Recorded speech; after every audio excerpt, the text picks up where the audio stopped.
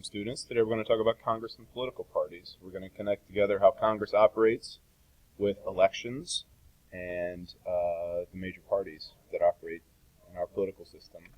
So this all begins with elections. And elections are important to Congress because it determines who shows up. This is not only important on a sort of individual legislator basis, but it's also important because of the numbers. In a democratic organization like Congress, numbers are important because more numbers equals more votes and equals more support for whatever measure a group is trying to push through. So there's two terms that you need to know. One is majority party and one is minority party. The majority party is the party in either the House or the Senate with the most members, the largest of the two groups, and the minority party is the other one, the smaller one.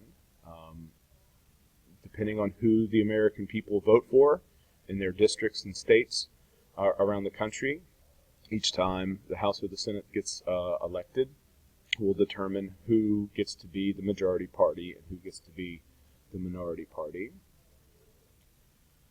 It's a good thing to be in the majority party because that offers you quite a bit of power and control over things. And we'll look at exactly how majority party status equals power and control and advantages. But before we go any further, take a minute, pause the video, do a quick search, and find out which political party is the majority party in the House and the Senate right now. Check that out.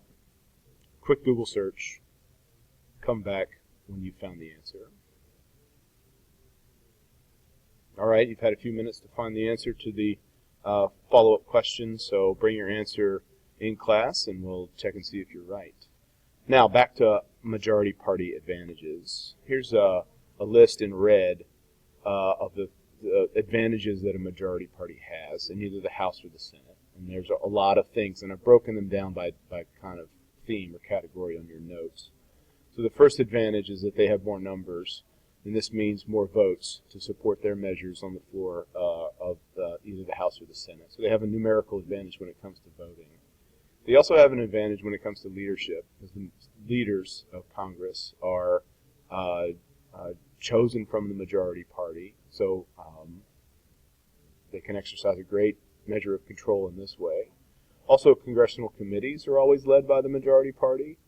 And there's two advantages that you see there. The chair of the party is always going to come from the majority party, and most committees are set up so that they have more majority party members on them than minority party members. So there's, again, a numerical advantage there.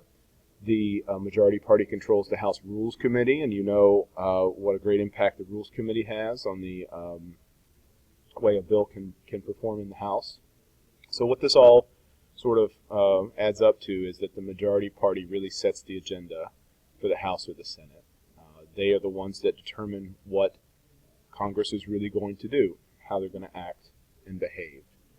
For a party who's in the minority in the House or the Senate, the advantages are not that great. In the House of Representatives, the majority party is really limited, and there's not too many things that they can do to actively oppose or exercise any kind of advantage.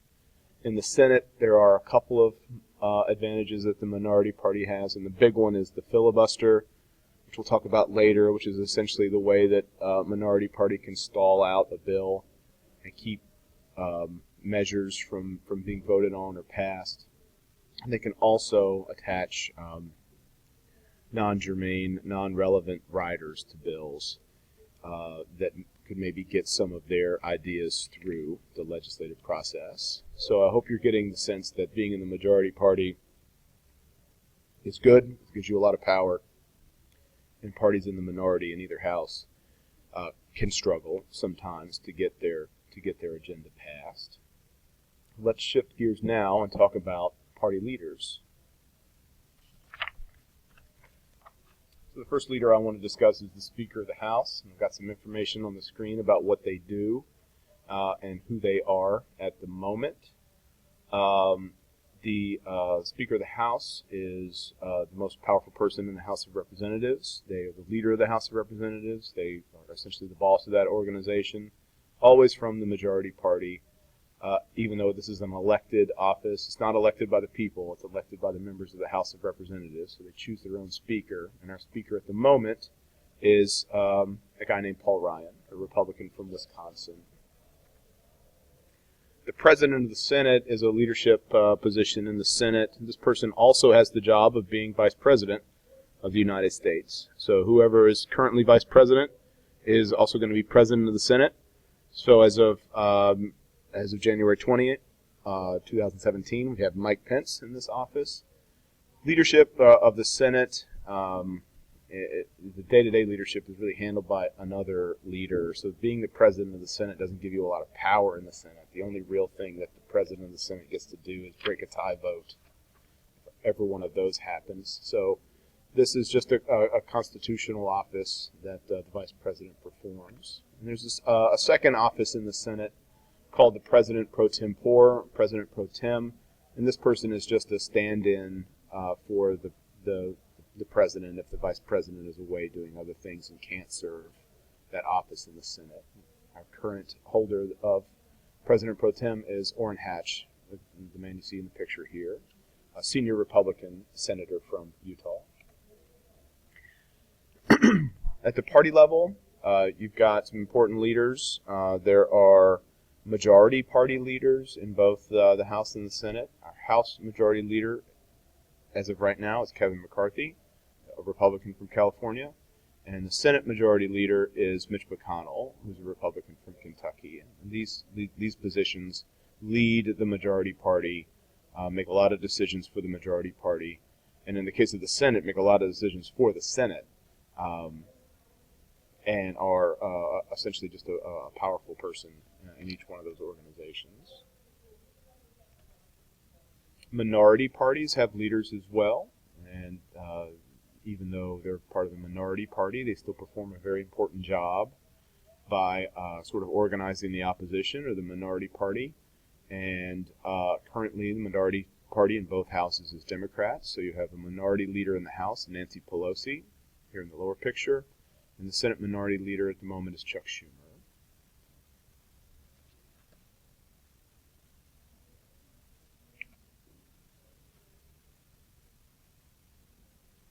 Additionally, leaders in the House are assisted by a job called a whip, majority whip or minority whip. And whips are like assistant leaders. They also handle a lot of communication between leadership and members of the party. And they're also there to sort of make sure that the party stays cohesive and on goal and on task. These important jobs are performed at the moment in the Senate by a Republican senator named John Cornyn. In the House, the majority whip is a representative named Steve Scalise. The minority party has officials that do the same sort of thing for their organization. The Senate Minority Whip is Democrat Dick Durbin, and in the House, the Minority Whip is Democrat Steny Hoyer.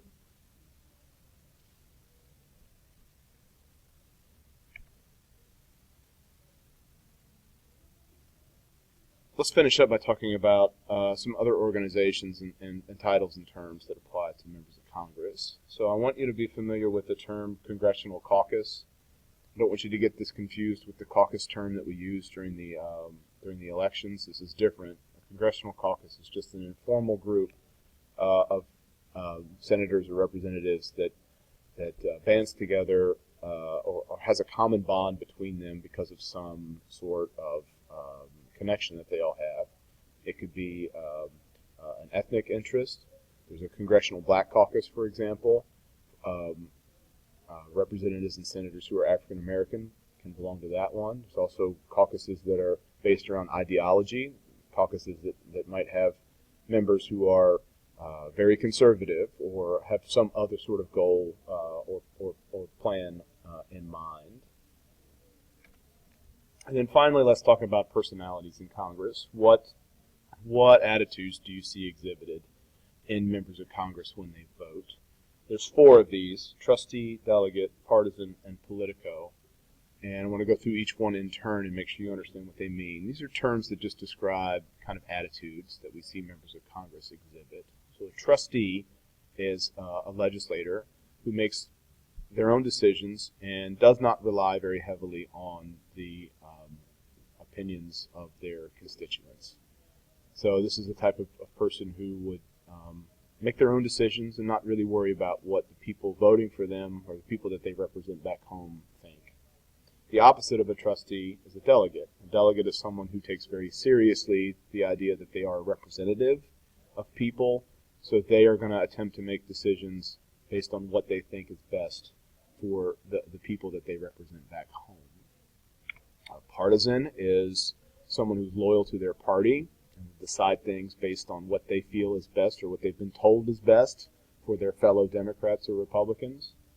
This is probably the most common attitude that we see in Congress among members of the House and the Senate. And a politico is a term that we use to describe someone who is attempting to blend those other three attitudes together and use each philosophy in the best place at the best time. So there you have it. Take a minute and go back through and make sure you've got all the names for the minority and majority leaders and whips in the right place. And we'll discuss this when we see one another in class. Thank you.